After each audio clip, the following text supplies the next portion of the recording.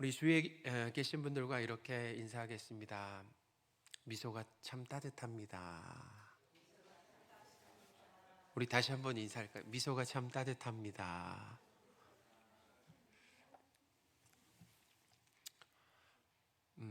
지난 주일에 이 사도 바울과 바나바로 구성된 이 안디옥 교회 전도팀이 버가 지역에서 비시디아 안디옥으로 이동했다라고 이렇게 말씀을 드렸습니다.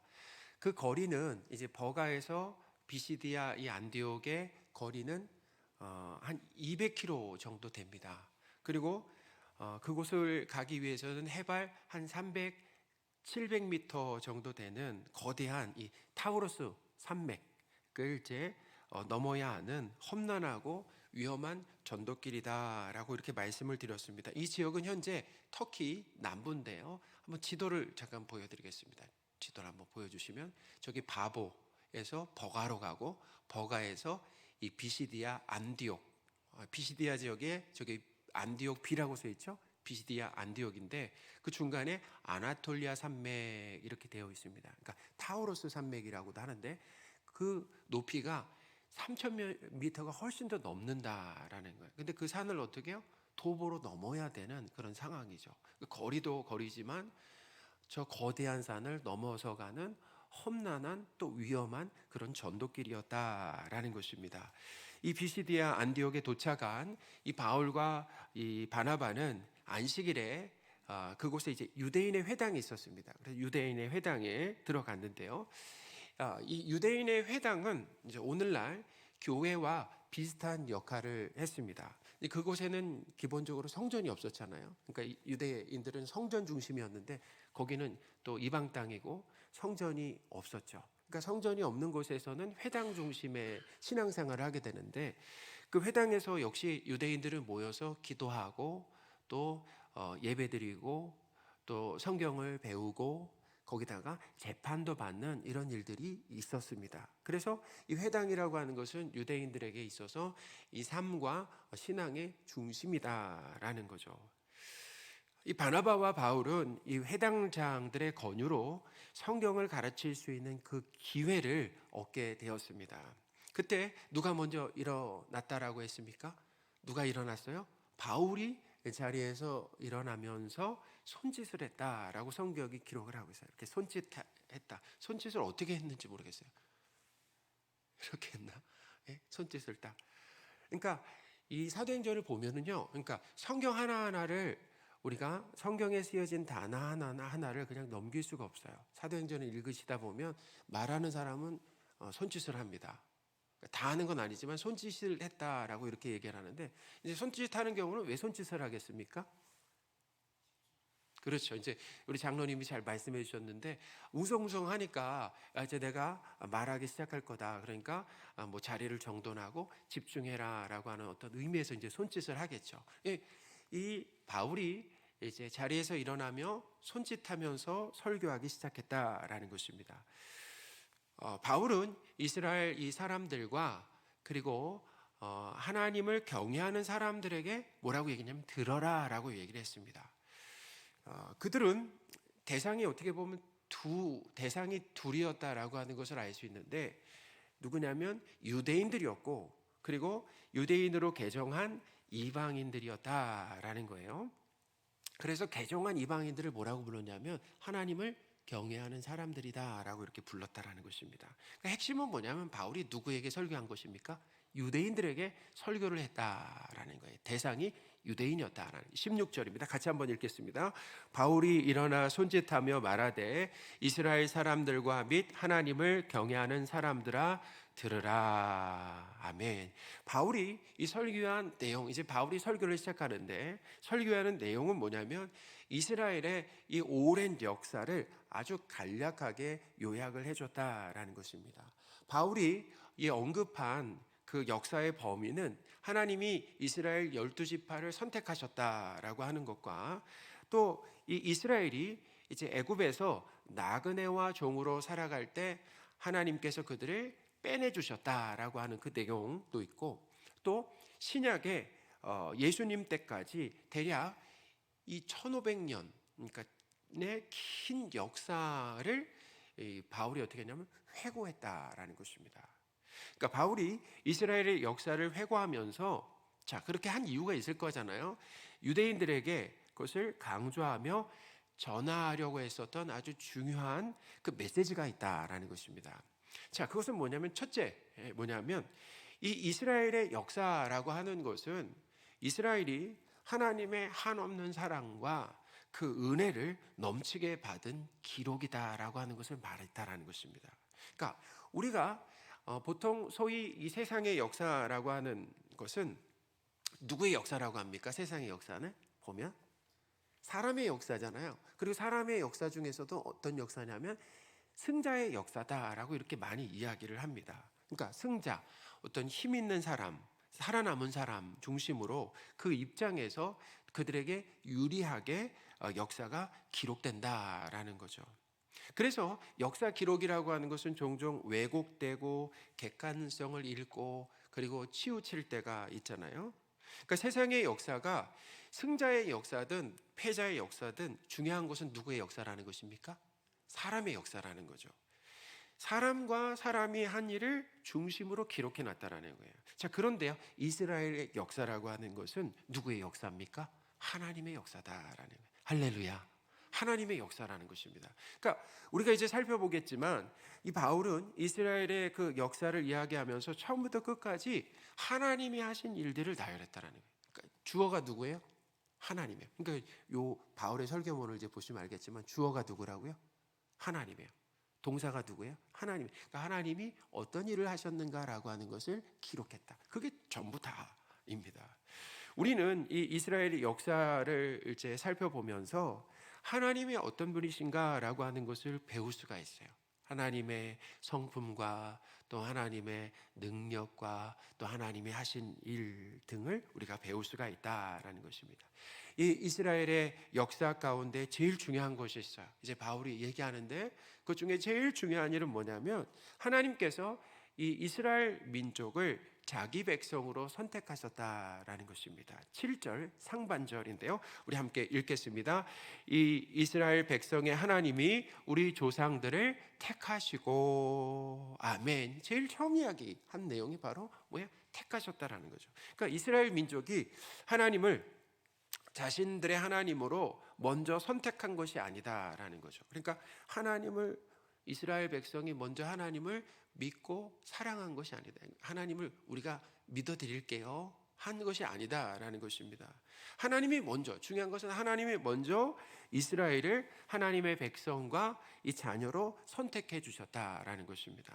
하나님께서 먼저 이스라엘 민족을 하나님의 백성으로 선택해 주셨다라고 하는 것은 어떤 의미가 있냐면 먼저 사랑해 주셨다라고 하는 의미가 담겨 있다. 그러니까 선택하셨다. 먼저 선택하셨다라는 건 뭐예요? 먼저 사랑하셨다라는 의미가 거기 담겨져 있다라는 것입니다. 그러니까 하나님의 선택은 무엇입니까? 사랑이다라는 거예요. 성경은 그걸 가르쳐 주고 있어요. 하나님의 선택은 사랑이다라는 거죠. 사랑하니까 하나님의 백성으로 선택해 주신 것이다. 우리 그렇잖아요. 남녀가 사랑하면은 어떤 관계가 되고 싶어요? 부부가 되고 싶어 하잖아요. 그러니까 사랑하면은 연인이 되고 싶고 더 사랑하면은 부부가 더 가까워지고 싶잖아요. 하나님은 우리를 사랑하셔서 하나님의 백성과 그리고 자녀로 불러주셨다라는 거죠. 사람은 누군가 중요한 관계를 맺을 때 그 사람의 사실은 조건과 배경을 철저하게 봅니다. 배우자를 한번 선택할 때 생각해 보세요. 나와 성별만 다르면 아무나 괜찮습니까? 우리 이동 청년이 분명하게 대답을 해줬어요. 아니라고 그랬어요. 그냥 여자면 되는 게 남자면 여자면 되는 게 아니라 또 여자면 남자면 됩니다. 무조건. 그게 아니죠. 뭐냐면 우리는 은근히 키와 외모와 또 성격과 그 사람의 직업은 뭔지 그리고 그 가정은 어떠한 집안인가라고 하는 것을 아주 꼼꼼하게 따지는 거예요. 우리 만약에 거리에 남녀가 지나갑니다. 그러면 보니까 팔짱을 꼈어요. 아주 팔짱 아무도 못 풀 것 같아. 그렇게 꽉 꼈습니다. 연인인 것 같아요. 두 사람의 외모를 봤더니 여성은 눈부시게 아름답습니다. 근데 남성의 외모를 보니까 나이도 들고 또 볼품없는 외모를 가졌어요.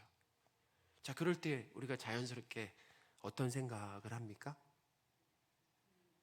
예? 그런 생각을 하시는 거예요? 우리가 보통 그런 생각을 그냥 자연스럽게 나도 모르게 그런 생각이 들잖아요. 남자가 돈이 많은가 보다. 이런 생각을 하게 됩니다. 근데 자, 그런 생각이 들죠. 그만큼 뭐냐면 사람은 외모, 어떤 배경, 그것을 따진다, 중요하게 생각한다라는 거죠. 우리 그렇지 않아요. 순수할 때는 잘 따지지 않아요. 근데 우리가 나이 들어서 결혼한다라는 건 어렵잖아요. 왜 어렵습니까? 따지기 때문이라는 거예요. 그러니까 시간이 지나면 더 따지게 되어 있다라는 거죠. 하나님은 이스라엘 민족의 좋은 조건과 이 배경을 보고 하나님의 백성으로 선택하신 것이 아니다라는 것입니다. 사랑하심으로 조건과 외모를 보지 않고 하나님의 백성으로 선택한 것이다라는 거죠. 우리가 자녀를 사랑한다라고 하는 것은 우리 자녀가 다른 집 아이들보다 건강하고 착하고 말 잘 듣고 공부도 잘하고 자기 할 일을 알아서 척척 하기 때문이 아니다라는 거예요. 그냥 자녀를 처음부터 어떻게 해요? 사랑하게 되었다. 처음부터 사랑하게 되었다라는 것입니다. 마찬가지입니다. 하나님도 이스라엘 민족의 조건을 일일이 따지고 다른 민족들과 비교해서 하나님의 백성으로 선택한 것이 아니다라는 거예요. 조건을 보지 않고 먼저 사랑하셨다라는 거예요. 신명기 7장 7절입니다. 같이 한번 읽어보겠습니다. 여호와께서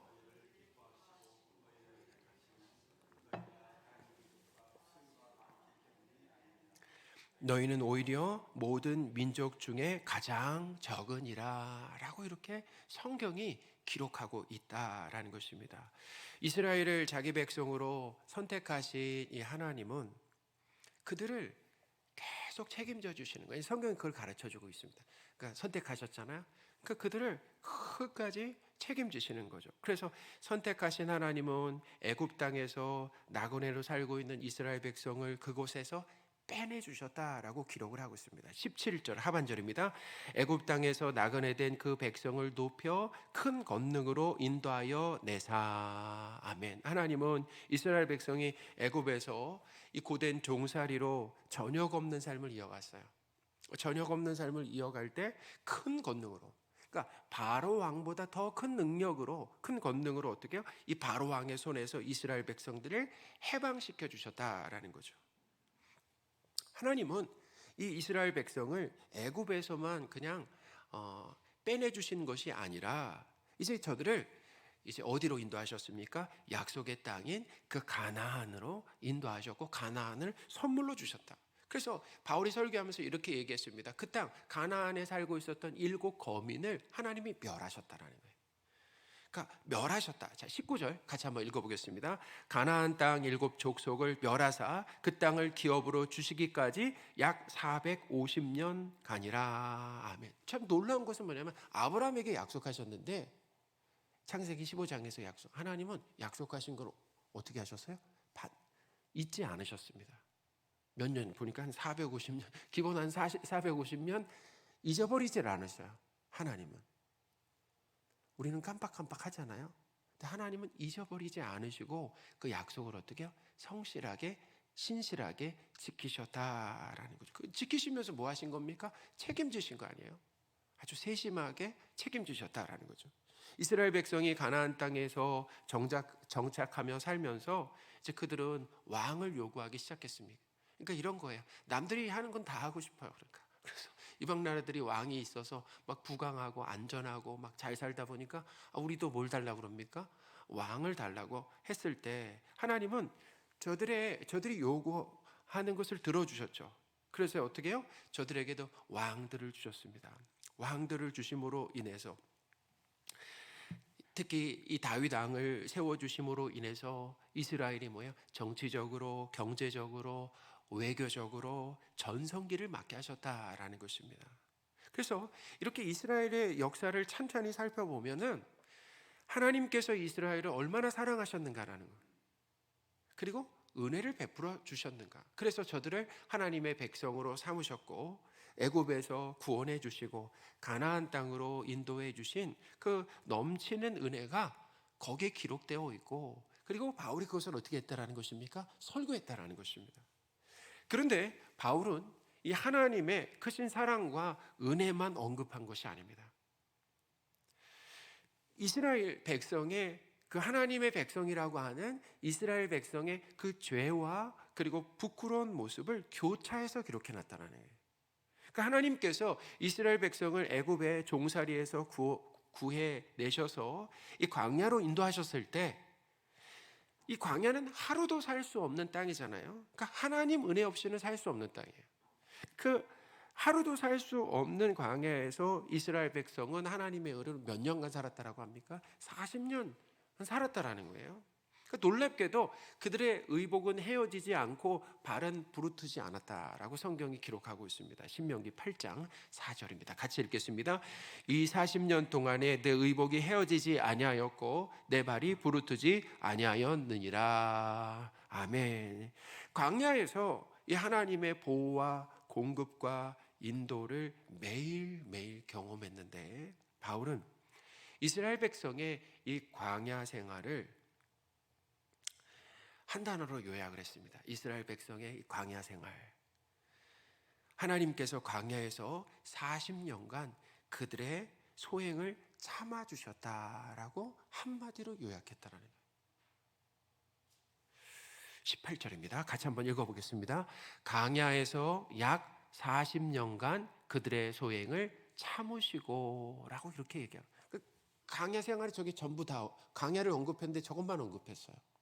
광야 생활 40년 그들의 소행을 하나님이 참아주셨다라는 거죠. 그러니까 뭐예요? 저 광야에서 하나님에 대한 불신과 불평과 불순종으로 40년간 참으신 것이다. 여러분, 우리가 이런 얘기할 때 있잖아요. 아유, 이렇게 죄 짓고 살 바에는 그냥 머리 깎고 산으로 들어가야지. 여러분, 산에 들어가도 소용이 있습니까? 없습니까? 이렇게 광야에서도 유혹이 덜한 광야에서도 죄를 짓는데 산에 들어간다고 죄를 짓지 않겠어요? 그러니까 우리는 어디 있으나 죄를 짓는 거죠. 광야에서도 하나님에 대한 불신이죠. 하나님에 대한 믿음이 아니에요. 기적을 경험하는데도 하나님에 대한 불신으로 살아갑니다. 하나님에 대한 의심으로 살아가요. 하나님에 대한 사랑에 대한 의심, 불평입니다. 그리고 어떻게 불순종으로 일삼았다라는 거예요. 그걸 하나님이 어떻게 40년간 어떻게 하셨다는 것입니까? 참아주셨다. 사실은 저는 4번도 못 참고 4시간도 못 참고, 근데 하나님이 40년간 이스라엘 백성들을 참아주셨다라고 하는 거죠. 그뿐만 아닙니다. 가나안 땅에 정착한 이제 출애굽 2세대, 다른 세대입니다. 이제 이 세대는 다른 세대. 가나안 땅에 정착한 출애굽 2세대도 어떻게 살았는가? 다르게 살았는가? 그렇지 않았어요. 죄 지으며 하나님의 백성으로 면목 없는 삶을 살기는 마찬가지였다라는 거예요. 하나님께서 이 가나안 땅에 이스라엘에 이제 누굴 주셨다라고 합니까? 사사들을 보내주셨다라고 그러잖아요. 사사들이 누굽니까? 지도자들이. 그 지도자들을 통해서 이방 나라의 그런 위협으로부터 구원해 주시고 그들을 다스렸다라는 거예요. 대표적인 사사가 누굽니까?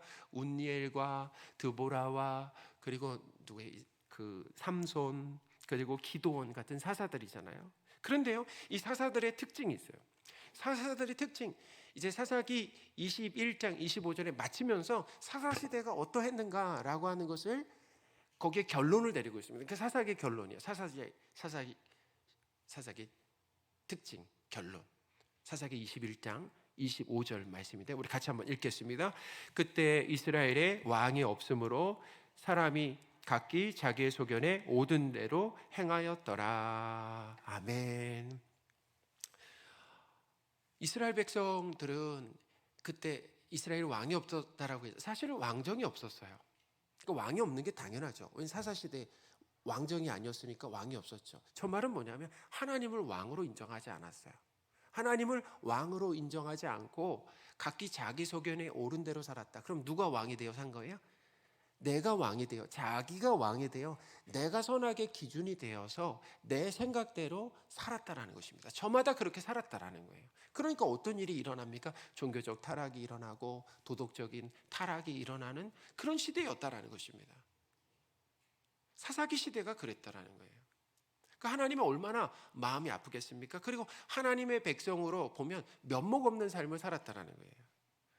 하나님은 그들의 뜻대로 또 이스라엘의 초대 왕으로 누굴 세우셨다라고 합니까?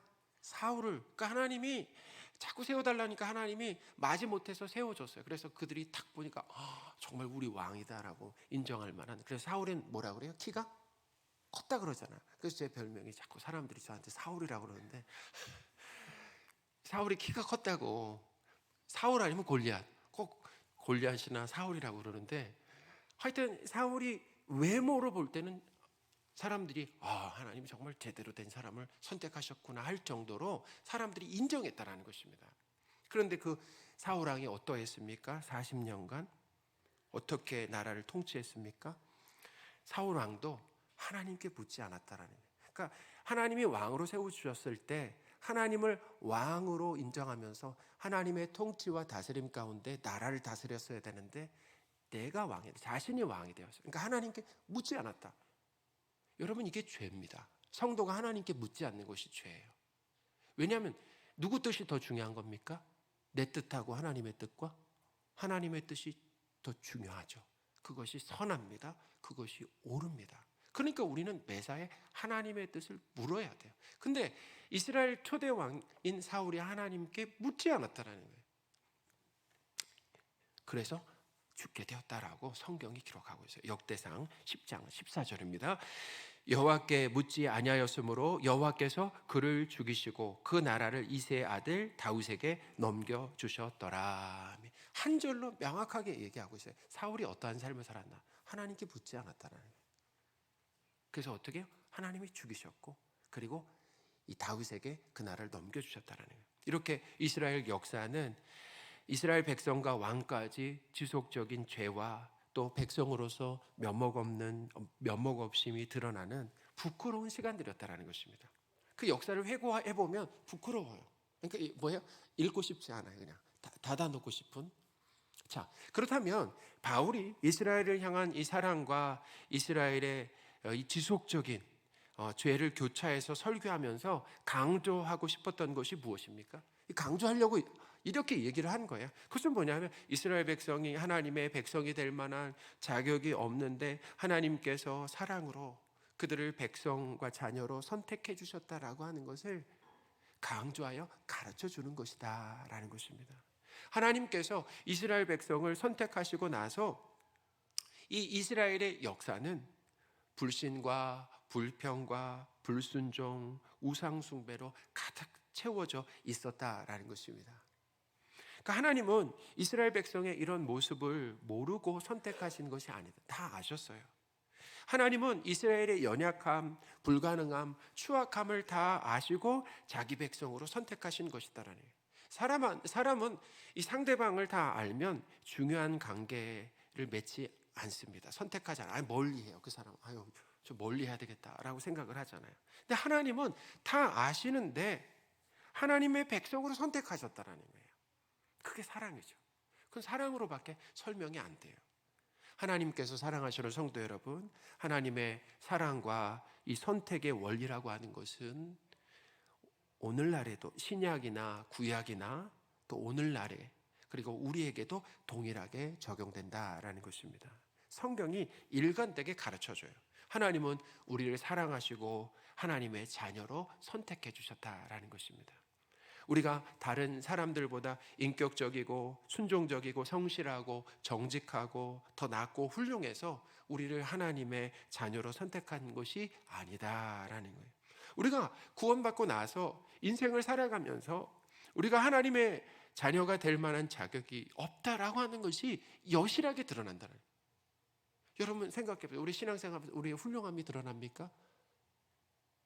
아니면 감추고 싶은 이런 부끄러운 일들이 더 많이 드러납니까? 하나님의 자녀라고 하는데 불평과 불순종하며 살고 내 뜻과 욕심대로 살아가는 거예요. 여전히 그래요. 사랑과 믿음도 없고 하나님 나라에 대한 소망이 없어요. 세상에 집착해요. 세상에 대한 사랑을 끊어낼 수가 없어요. 그럼 그런 상황 가운데 내가 구원받고 예수님을 믿는 것이 맞는가? 끊임없이 그런 질문을 하게 됩니다. 하나님의 자녀인가라고 하는 의심도 수시로 들어요. 최근에 이제 자녀가 장염으로 새벽에 토하고 막 설사하는 일이 있었어요. 근데 저는 그러면 이제 보통 부모님 뭐라고 얘기합니까?